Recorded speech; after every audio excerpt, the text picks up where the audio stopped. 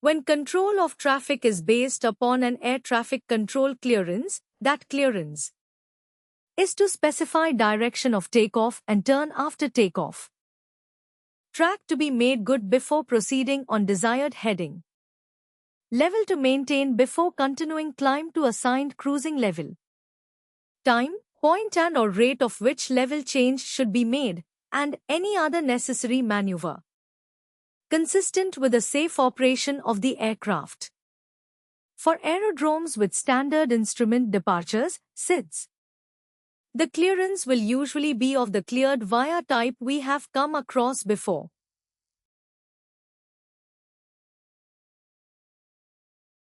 Departing aircraft may be expedited by suggesting a takeoff direction, which is not into wind.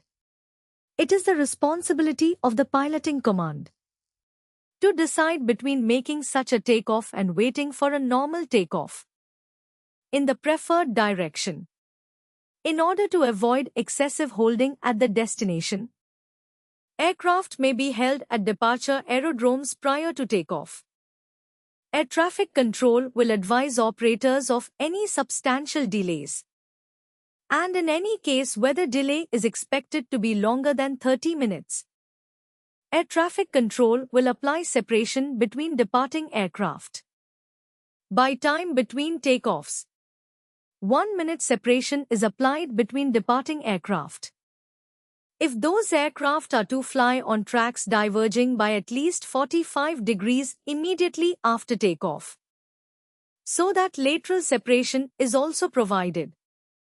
When a preceding aircraft is 40 knots or faster than the following aircraft, and both propose to fly the same track, the separation applied is 2 minutes.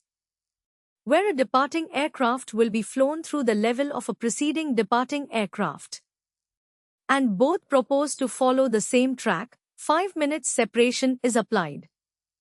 Action must be taken to ensure that the separation will be maintained or increased, whilst the vertical separation does not exist. If permitted by the local authority, a departing aircraft may request to maintain visual separation in the climb subject to remaining in VMC and only to a specified reporting point or defined time. We have come across this topic before. Remember, it must be by agreement between all parties concerned. In Class D or E airspace, in VMC, during daylight hours, and below 10,000 feet, departing aircraft will be granted takeoff clearance when separation from arriving aircraft exists. There are two sets of circumstances to consider.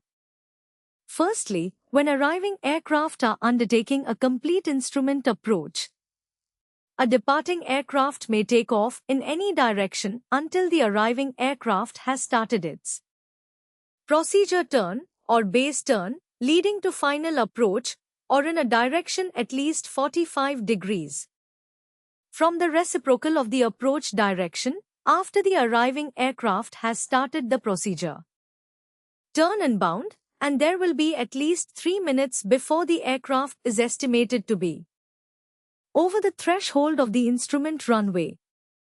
Secondly, if an aircraft is making a straighten approach, a departing aircraft may take off in any direction until 5 minutes before the arriving aircraft is estimated to be over the threshold of the instrument runway in any direction which is different by 45 degrees from the reciprocal of the direction of approach until 3 minutes before the arriving aircraft is estimated to be over the threshold of the instrument runway or before the arriving aircraft crosses a designated fix on the approach track.